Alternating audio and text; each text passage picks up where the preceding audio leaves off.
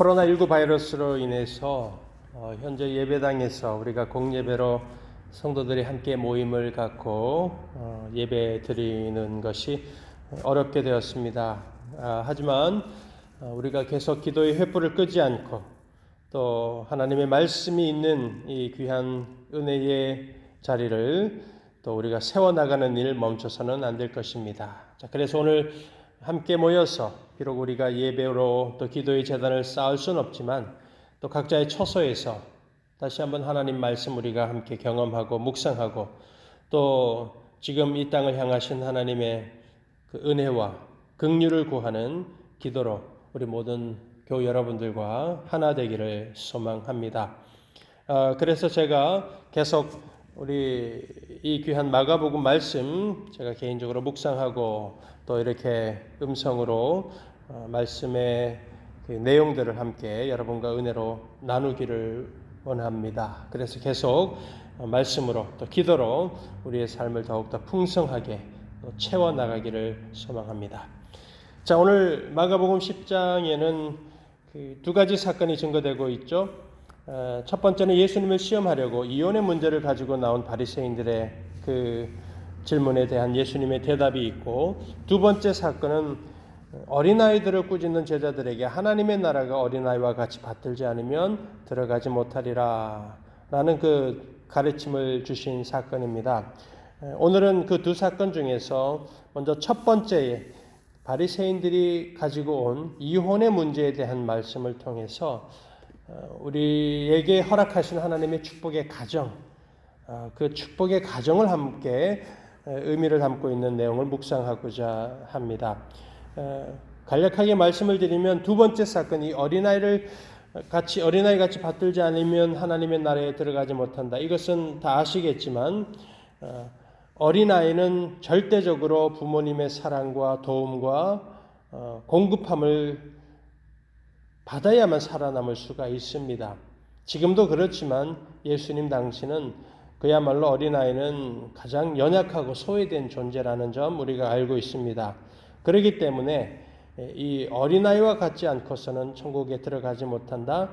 바로 이 인간의 힘, 우리의 힘으로는 구원받을 수 없고 하나님의 나라에 들어갈 수 없는 인간의 그 가장 연약한 죄악된 모습, 그걸 의미합니다. 오직 하나님의 은혜로만 우리가 구원받고 예수 그리스도를 믿는 믿음으로만 우리가 천국에 들어가게 된다라는 그 의미를 담고 있는 가르침이 바로 어린아이가 하나님의 나라에 들어가기 합당하다라는 그 가르침의 핵심이 됩니다. 자, 두 번째 사건은 그렇게 마무리하고 이제 첫 번째 사건 이혼에 대한 그 질문에 대해서 돌아보겠습니다. 이 이혼에 대한 시험하는 질문에 대해서 예수님께서 주신 결론적인 말씀은 7절에서 오늘 9절까지의 말씀입니다. 이러므로 사람이 그 부모를 떠나서 그들이 한 몸이 될지니라. 이러한 적이 이제 둘이 아니요 한 몸이니 그러므로 하나님이 짝져 주신 것을 사람이 나누지 못할지니라 하시더라. 자, 이 말씀은 창세기의 말씀입니다. 하나님이 인간을 창조하셨고 남자와 여자를 부부가 되게 한 몸이 되게 하셨습니다. 그래서 가정과 결혼은 하나님께서 정하신 축복이요 가정은 하나님이 세우셨다라는 사실입니다. 부부를 하나 되게 하고 가정을 하나님께 창조하셨다. 이 사건의 가장 중요한 의미를 우리가 기억해야만 합니다. 남편과 아내의 관계는 곧 창조주 하나님과 피조물 인간 사이에 맺어진 언약의 관계의 연속 선상에 있다라는 바로 그 점을 예수님께서 강조하고 계신 것입니다. 그래서 부부의 관계 하나님이 친히 짝주어 주신 것입니다.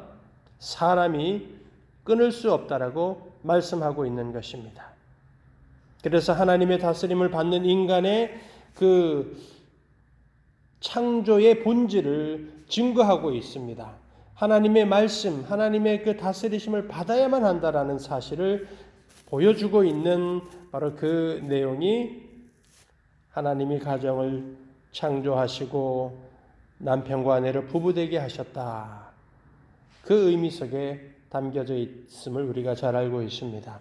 그런데 오늘 본문에서는 바리새인들이 예수님을 시험하기 위해서 그 사람이 끊을 수 없는 부부의 관계, 이혼의 문제를 가지고 와서 질문을 하고 있는 겁니다.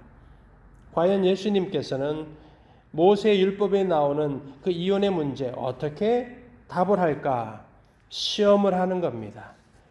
신명기 24장을 보시게 되면 모세의 가르침 속에 만일 아내가 남편에게 합당하지 못하게 행동하거나 남편 앞에서 수치스러운 일을 하게 되면 이혼을 해도 된다. 이혼 증서를 얼마든지 써주어라 라고 하는 그 말씀이 나옵니다.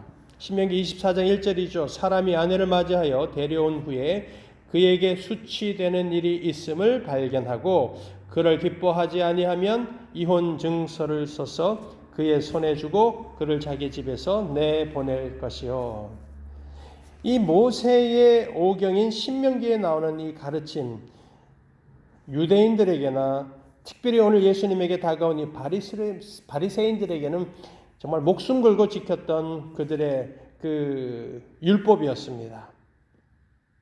이렇게 신명기에서 수치되는 일을 아내가 하면 얼마든지 남편들이 이혼 증서를 써서 아내를 그냥 이혼하고 집으로 다시 돌려보낼 수 있다라는 겁니다. 그런데 우리가 기억해야 할 부분이 있습니다.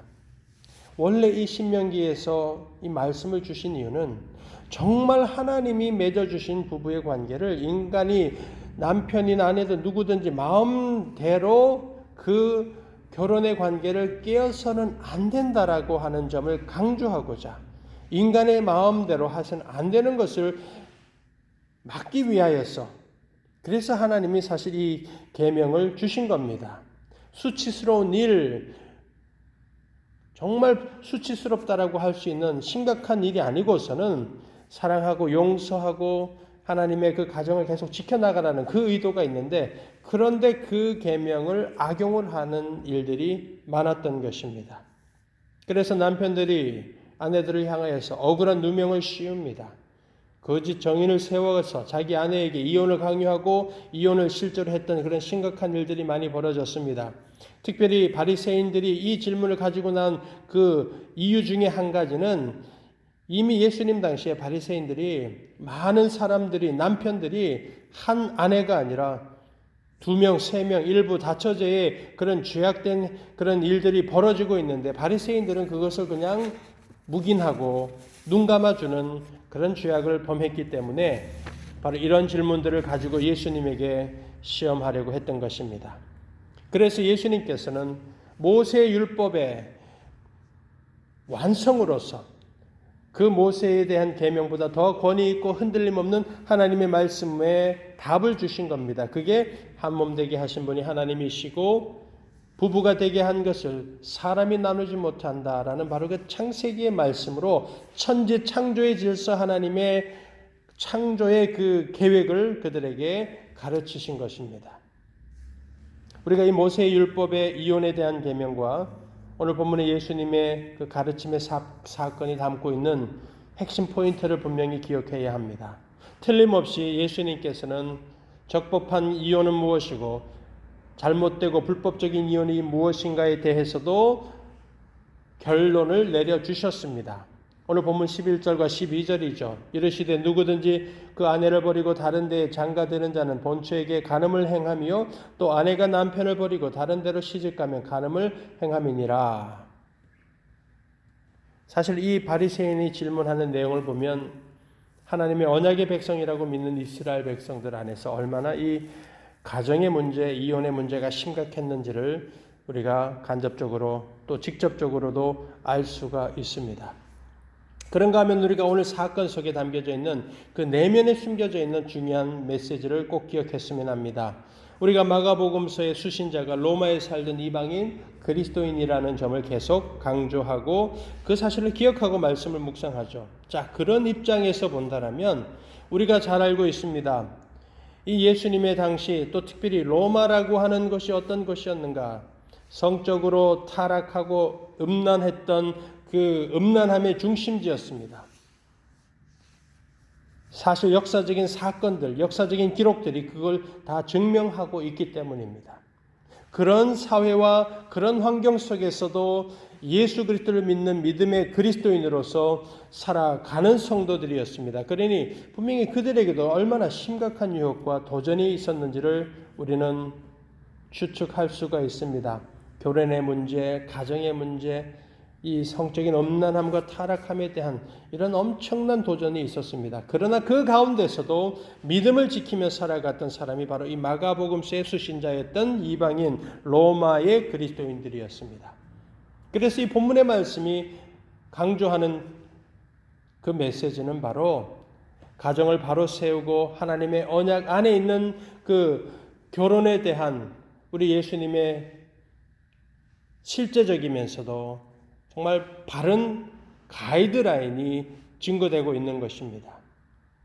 하나님의 축복 위에 세워진 가정과 결혼, 그 가정에서부터 하나님의 은혜가 흘러넘치고 부부와 부모님과 자녀들 그 모든 가족 안에서 사랑과 은혜로 묶여지는 축복의 가정을 이루는 것이 바로 하나님의 말씀에 순종하고 하나님의 다스리심을 받는 참된 그리스도인임을 깨닫게 해주는 그 의미가 담겨져 있는 것입니다. 그래서 우리가 잘 아는 대로 가정 혹은 부부의 관계를 성경은 언제나 하나님의 언약의 관계로 설명합니다. 또 더 나아가서 예수님과 주님의 몸된 교회, 예수님과 주님을 믿는 성도의 그 관계, 신랑과 신부의 관계, 언제나 이 결혼의 언약이라는 그 관점에서 성경이 증거하고 있음을 우리가 분명하게 기억하는 것입니다. 그래서 에베소서 5장에 보시면 아내들이 남편들에게 복종하는 것이 바로 죽게 하는 듯이 하는 것이고 교회의 머리 되시는 그 예수님을 교회가 섬기는 것과 같이 아내가 남편을 섬기라는 말씀 그렇게 증거되고 있죠. 또 남편들에게도 아내를 사랑하는 것이 어떤 그 기준으로 하는가?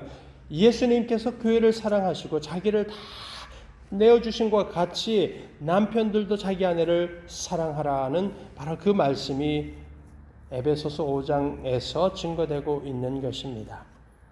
자, 오늘 이 시간에 우리가 오늘 말씀을 기억하면서 우리가 함께 기도하고 또 하나님의 은혜를 구해야 할 그 제목은 오늘 나의 가정이 믿음의 가정 되게 하여 주시옵소서. 하나님이 세우신 가정입니다. 하나님이 친히 짝지어 주셨습니다. 남편과 아내의 관계, 사람으로 또 무엇으로도 끊을 수 없는 하나님의 축복의 가정임을 우리가 믿습니다.